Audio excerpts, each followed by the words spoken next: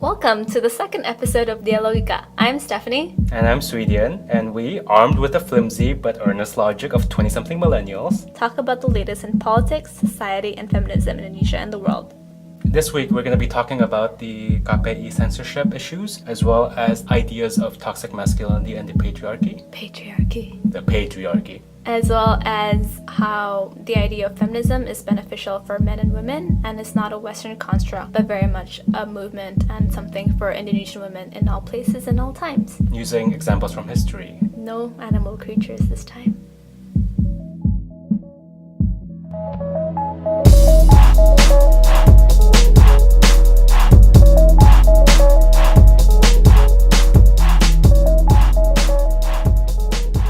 This week we're going to talk about the KPI, the Indonesian Broadcasting Commission, and their decisions to try to protect us from reality.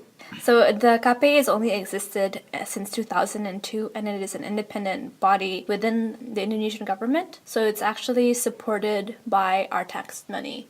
So it uses APBN. The commission responsible, there's the central and there's a regional KPI, and so all of these people in the commission are actually elected or nominated by the DPR and DPRD, the local parliaments. They're set up with the purpose to regulate broadcasting media in Indonesia. This particular existence started as a response to an old bill in 1997, which said that any broadcasting in Indonesia must be guided and controlled by the government. And so this bill was drafted in 2002 as a response towards the old bill and as a move towards democratization of Indonesian government.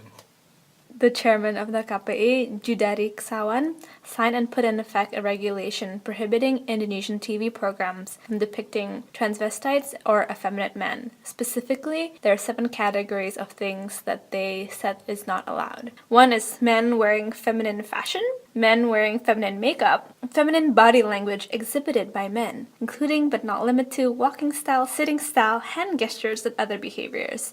Men speaking in a feminine way, depicting justification or promoting that men can behave effeminately. That's just against the freedom of speech. And it's also the kind of language it's framed as like everything is against femaleness, or like staying in the very gender normative mode. And then depicting a man greeting another man in ways that are supposed to be for women. Depicting technologies and colloquial terms that are often used by effeminate males. What does that even mean? Tell me, Stephanie, do women greet each other in different ways than men? I don't understand. I guess this means you can't hug and hold hands as men. Actually, like, be expressive? It's actually somewhat confusing to me as well, how much authority the Indonesian Broadcasting Commission have, because it does have regulatory authority and it has the right to set what should be done, but primarily the strict element of what they do is questionable. So most of the time they have surat edaran, or just they circulate letters stating what's the new regulation or what's going on, which is the case of the effeminate men decree, right? It was a letter sent out to the various TV networks. But it's not exactly clear.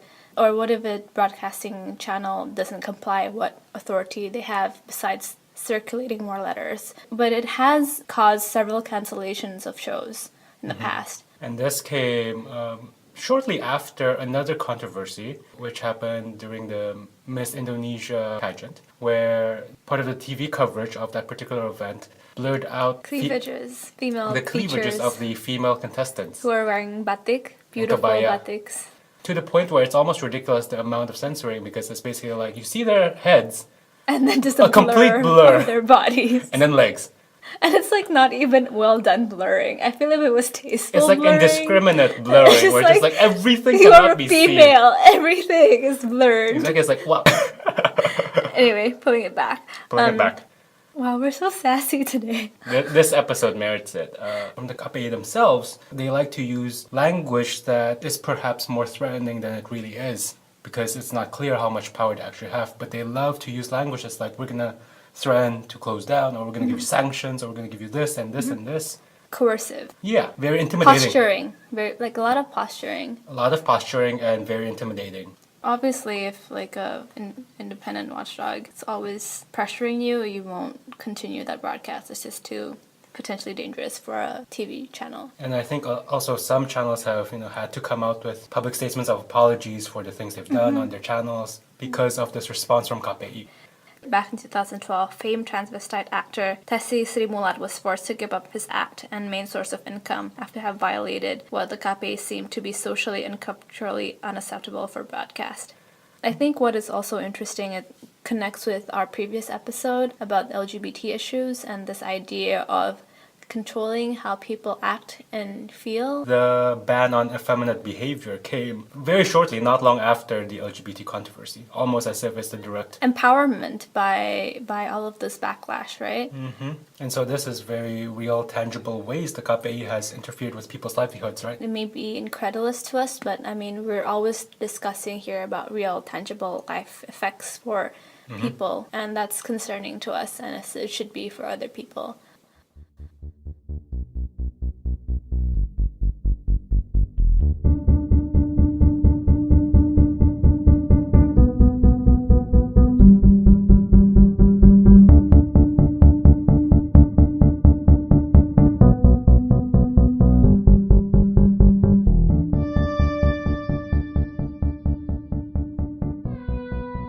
This idea that, women can't fend for themselves, they need to be protected, is all about the patriarchy, which is something we really want to discuss on this week's episode. What do we mean by the patriarchy, Sudian? The patriarchy is, I think, first and foremost, not one person, not one community, but a system. A system that favors men over women.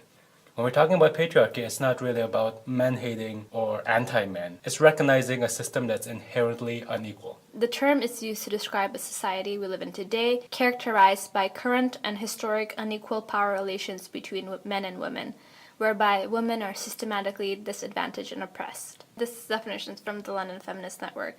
And I think it's actually really helpful to have a definition like that because so many people, especially people who are not used to conversations about feminism and about these things, they're scared of the word patriarchy in as much as they're scared of the word feminism.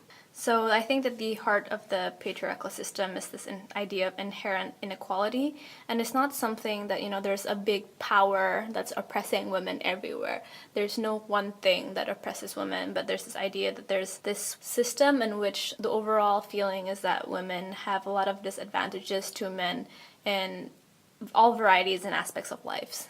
And so, I don't know, I think a lot of people kind of assume that men and women are already equal today, and this is the assumption that, just because women have the ability to vote, to drive, to have some personal liberties and financial control over their life, that the struggle is over. And this is very much not true. I don't know, I was sitting in a coffee shop yesterday, and the table next to me of men and women were saying that, we don't need feminism anymore because men and women are equal. And then a guy was saying, well, men and women are already more than equal. Get back to the kitchen. And all of the girls laughed. And I was You're not entirely sure if they were laughing awkwardly or they're laughing with him or at him. It's just uncomfortable. Just this idea that, the struggle is over is something very egregiously wrong.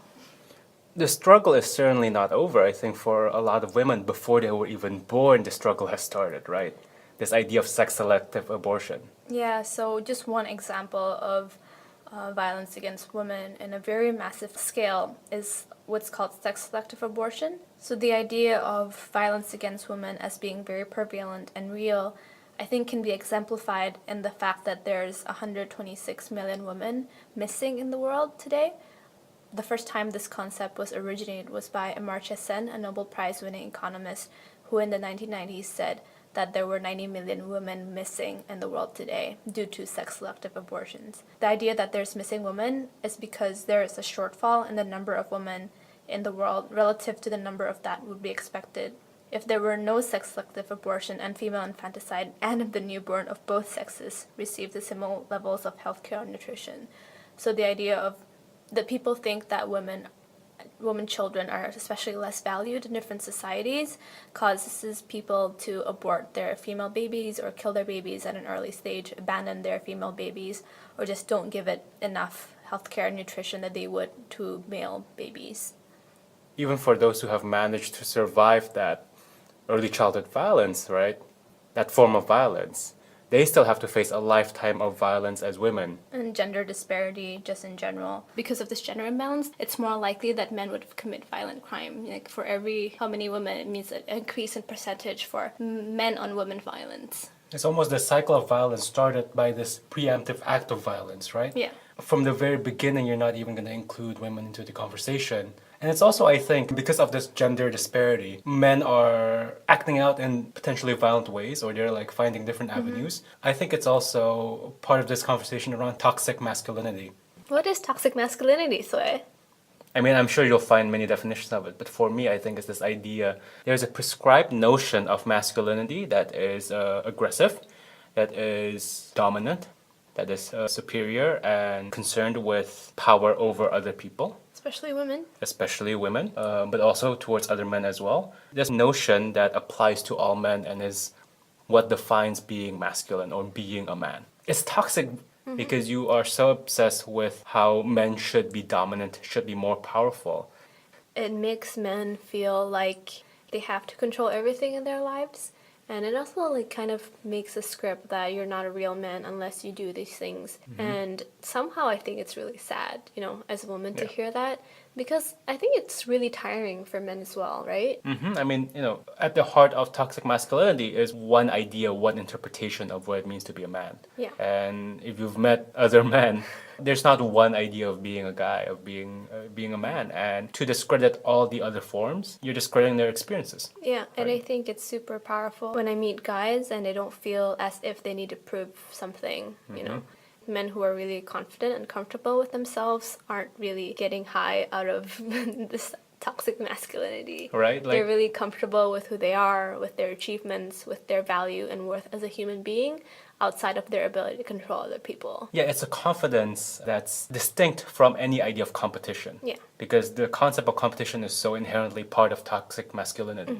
Now, that's why You want to be the caveman controlling your society. it's like you want to be the winner. You want to be the victor. And that's not how modern societies work. Right? Like when you think about that, by saying that every situation is a game or a competition you need to win, you inherently put a situation where there is a power dynamic that you need to shift so that you're the superior individual. And a zero-sum game, for you to prove that you're a man, you need to oppress other people. Exactly. And as we're talking about toxic masculinity, right, like popular culture helps reinforce the idea of the alpha male, the dominant individual. The most famous, super successful masculine man is James Bond. And 007. And have you noticed how many people he killed, especially how many women he killed in his? So actually they did a script study on this, and out of the 51 women he slept with in the franchise, 16 end up dead. So a third of the women James Bond sleeps with and ends up dead. Sometimes related to what he does, and he's killed the woman he's been with in the past. It's just not great. And worst part is like what? You have to sleep with them first, right, before you kill them. Oh yeah, I don't think they die if you don't. No, you Fuck guys. with James Bond You first. gotta have the salacious, like sensual moment. So the woman here is definitely like objectified. An accessory to his story. And then she dies. Yeah, it's all to sort of like boost his image as the alpha male, the competitive one, the winner in every situation. I think what is also creepy is the fact that usually they often find the fact that he's very suave and dangerous as something attractive. Instead of something toxic. Whereas, like, if I see that someone has a lot of guns and kills a lot of people, I would run the other way. What, that's not attractive to you, Stephanie? I don't think most women find that attractive. That's kind of scary for 1 in everyone. 3 chance of dying. No thanks. But No you get to James Bond. sleep with him. But Daniel Craig is awesome, though. Exactly. The good thing is, like, our current James Bond is so much better and so much more awesome.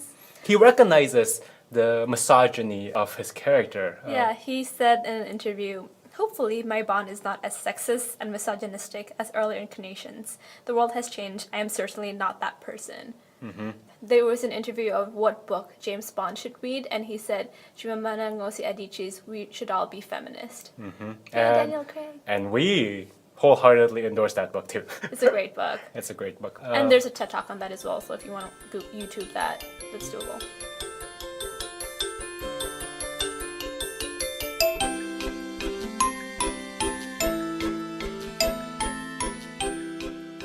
So essentially, this idea that, feminism is a Western construct that we can't have any benefits from, that we can't learn from, I think is also very problematic. Just also because feminism has always existed in other ways and other forms. The term feminist and feminism may have come from the West, but the idea that women want equality, power, and safety has always been a part of the life of any woman, any place, at any time. Indonesians have Kartini, Indonesians have a lot of other various figures like, as we just discovered, to our delight, Rasuna Said. Yeah. Ajang Rangkuya Rasuna Said. She is a woman. yeah, so Jalan Rasuna Said is one of the biggest roads in Jakarta. It's caused me so much headache in terms of being such a source of traffic. But now it's gonna be a source of delight because I just realized it's named after a great female Indonesian hero. Also, in particular, our realization that it was a woman has been, just showcased how much we assume and presume about, the patriarchy, just because it's a major road, we assume that that would be a male hero. I mean, I thought it was going to be like a male general, It's like how Sudirman is like named after a military leader, a male military leader. So yeah, just a short bio about Rasuna Said. She was born in Sumatra. And she was a progressive women activist. Mm-hmm. In a time, she was born in 1910, and her most active years was years leading up to the revolution, to independence, and then the first few formative years of independence. She was working at a time when feminism, as we know it, hasn't really happened taken yet. off. Yeah, feminism, even in the West, the time parallel to Simone de Beauvoir and a lot of the first wave feminists, but just this idea that she, on her own, as an Indonesian woman, felt that women's education alone was not enough. Her primary endeavor was this idea that women's emancipation can only be reached through political means, by advocating for women in politics and by being participating involved. in politics, by having a presence. I think she really championed women's rights in a way by saying, I'm going to be the one doing this. Participating. She was very much involved in the early Indonesian parliament and in the local regional government in Sumatra, where she was from, as well as writing a lot of intellectual and academic responses to what's happening in terms of governance, how the country should move forwards. She was very outspoken and not willing to let other people speak on her behalf. Yeah. She wrote a lot. She was a journalist. I think what's also interesting and can really, hammer in the point that, feminism is a Western construct is in the Minangkabau culture that she came from. In Minangkabau culture, it's traditionally more matriarchal and matrilineal in the sense that it's the women who inherit land and carry on the family name. I think what's interesting to note as well is, in our ignorance of knowing who Rasuna Said is. Our discovery of who she is. How much not aware we are about Indonesian feminist icons or just other Indonesian women heroes in general. Because I think most people who grew up in Indonesia and learned IPS and all the social studies, we're not really taught a lot about Indonesian female heroes and figures besides Kartini. Yeah, and I think especially in our generation, we have Kartini Day, right? We have Hari Kartini, and we get that day to really focus on one individual. But it's never been in the conversation of are there other Indonesian heroes, Indonesian female heroes? It's just about her and her story, which is great, but that's the extent of it. Yeah, and also I think today has been a parody of itself, People use Kartini Day to wear kabaya and batik, and it's about just being pretty and looking good and maybe getting an education. There's that quintessential image of Kartini with her hair up and dressed in kabaya and very, very quintessentially beautiful and Indonesian beautiful. You know what I mean? Yeah. Having quirks and a spunk and just a personality, but not too much. Not too much that you really shake the boat, the system, right? Yeah, I think that's a good point. And I don't want to sound like I'm discrediting her work and her legacy, but I think it's telling that she's the one that the Indonesian government has decided to give a national holiday or to include in the educational curriculum. She's the one that the Indonesian government, she's the one they decide to really spread out and teach people about.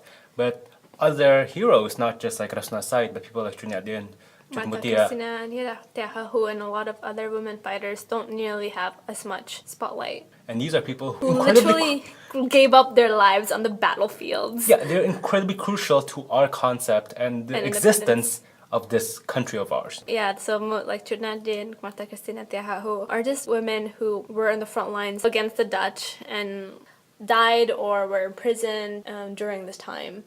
And I think it's very important to acknowledge Indonesian women have come in different ways and forms and have fought for a lot of different things in the way that may not necessarily be convenient for the Indonesian government. This is such a uniquely Indonesian story that Yeah. we don't hear about. You know, Yeah. we discovered this in the process of coming up with this episode. Yeah. So like when we were talking about Kartini, we're not necessarily critiquing the fact that who she is and what she fought for, but just looking at that as an example about where we are as a society. And can we open up the conversation to include more voices and more examples, right? If you just open yourself up and look into it, there's so much there.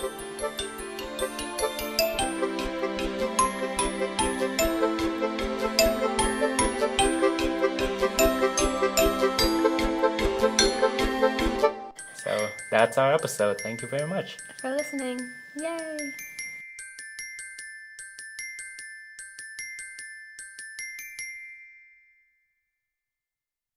Thank you for listening to our second episode of Dialogika. You can look out our website, dialogika.id, where we posted all of the links and articles that we've discussed. You can also find more about ideas of feminism in general and our previous episodes there.